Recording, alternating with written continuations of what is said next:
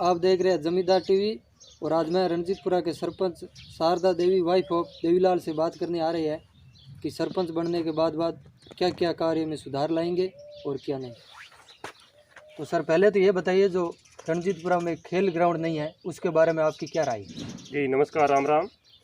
खेल ग्राउंड नहीं है, इसके लिए हमने ज़मीन की कटने की जो स्वीकृति है वो दे रखी है पहले के जो सरपंच है उन्होंने, और पटवारी से और तहसीलदार जी से बात की है तो उन्होंने बोला जल्दी ही हम उसको कटवा देंगे।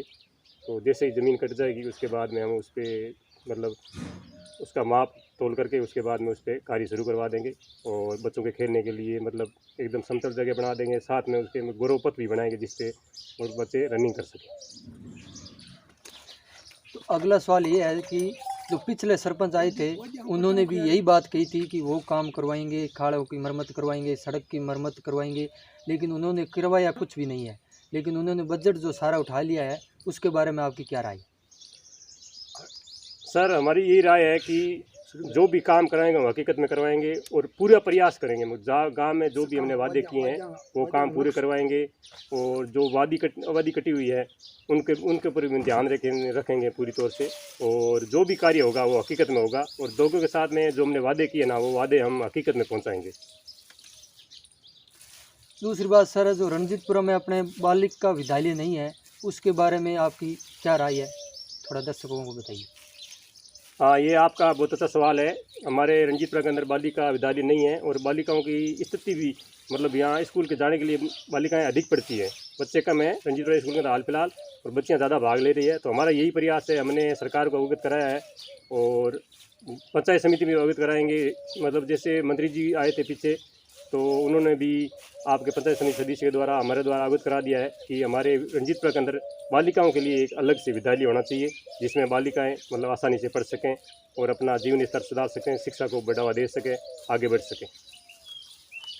सर अगला सवाल ये है कि पक्का खाड़ा टूट फूट मरम्मत जो पिछले सरपंच आए थे उन्होंने उसको लिखित में दिए और वो कागजों में काम दिखा भी दिया था, लेकिन वो मरम्मत नहीं हुई और उसका बजट भी उठा लिया गया सरपंचों ने। तो इसके बारे में आपकी क्या सोच है वो थोड़ी बताइए। पक्के खाले की टूट फूट हाल फिलहाल बंद है और हमने कलेक्टर साहब को एप्लीकेशन लिख के पंचायत समिति के अंदर भी अवगत कराया है कि जो खाले पीछे 30 साल से पक्के खाले बने हुए हैं वो पूरी तरह से सर्टिफिकेट हो चुके हैं, तो उनकी मरम्मत दोबारा से की जाए। तो कलेक्टर साहब ने हमारे को आश्वासन दिया है कि ये काम जल्दी मतलब शुरू करवाएंगे और मंत्री जी को भी हमने मतलब एप्लीकेशन दिया है, आगे भी हम देते रहेंगे जिससे कि हमारे जो पुराने खाले टूटे फूटे हुए हैं उसकी मरम्मत हो सके और किसानों को उसका फ़ायदा मिल सके। और वो ज़रूरी भी है कि मतलब जैसे किसान खेत के अंदर पानी लाता है तो उसका मतलब खाड़ा सही होना ज़रूरी है, तो इसके लिए मतलब मरम्मत ज़रूरी है उनकी। जो खाड़े 30 साल से बने हुए हैं पूरी से टूट फूट चुके हैं, कहीं पेड़ पौधे आ गए हैं, तो उनका मतलब तैयार करवाना ये हमारी प्राथमिकता रहेगी। और हमने सरकार को अवगत कराया है कि भाई टूट फूट का कार्य है वो जल्दी से चालू होना चाहिए, और सरकार ने हमें आश्वासन दिया है कि हम आपको जल्दी से कार्य चालू कराने की कोशिश करेंगे।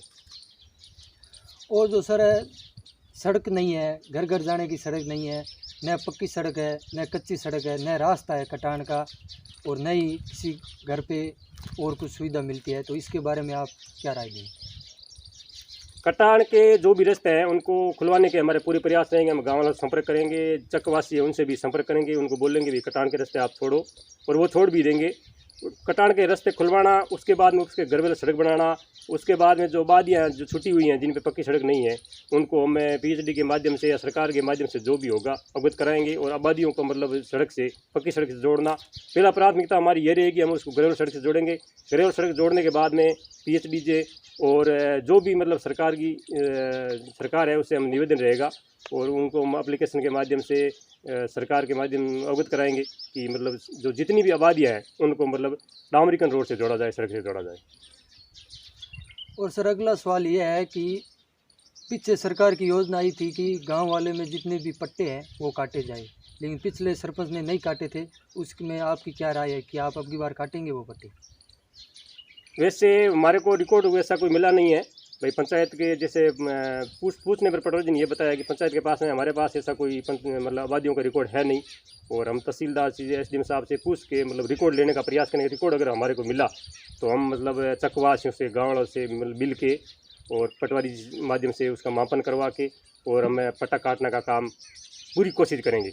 और मेरा प्रयास ये रहेगा कि हम पट्टे कटवाएंगे गांव वाले लोगों के साथ में मिल के, चकवासियों को मिल के एक राय बना के उसमें, और आबादी के अंदर जो भी पट्टे होंगे अगर हमारे को कागज़ मिल गए और उसका सही माप अंकन करवा के उसके बाद में पूरा प्रयास रहेगा हमारे कि जो आबादी में जो भूमि कटी हुई आबादी भूमि उनके अंदर लोगों के पट्टे काटे जाए, जिससे लोगों को राहत मिले। लोग अपना मतलब वहाँ पे कोई मकान वगैरह किन लोगों ने बना रखे हैं, आगे से कोई लोग बनाना चाहे तो मतलब तय स्थान पे अपने जिस जगह उसका पट्टा आता है उस जगह ही बनाए, ये अच्छा रहेगा। और इसमें पूरा प्रयास करेंगे हम आबादी के अंदर पट्टे काटे जाएँ। और सर अगला सवाल ये है कि आप सरपंच होते हुए भी पशुओं की जो देखभाल करते हैं, दवाई वितरण करते हैं, उनकी देखभाल करते हैं, उनकी सेवा में हैं, तो इसके बारे में आपकी क्या सोच है? देखो, जनता की सेवा करनी चाहिए। जैसे पशु हैं वो एक अनमोल प्राणी है, मतलब वो बोल के कुछ अपना बता नहीं सकते।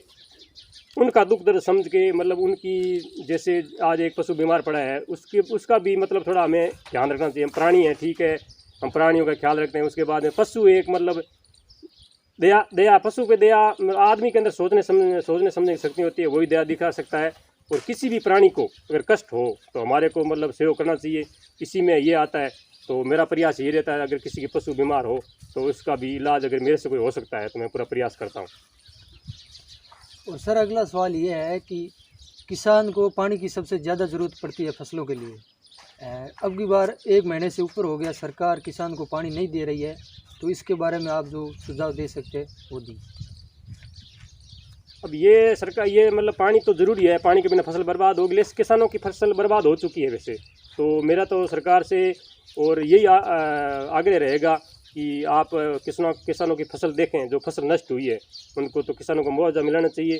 और जो भी जैसे पानी दिया जाता है, ठीक, अब की बार पूछने पे मतलब JN एक्शन साहब ने यही बताया कि पीछे से नहर टूट चुकी हैं, अब नहर की मरम्मत होगी।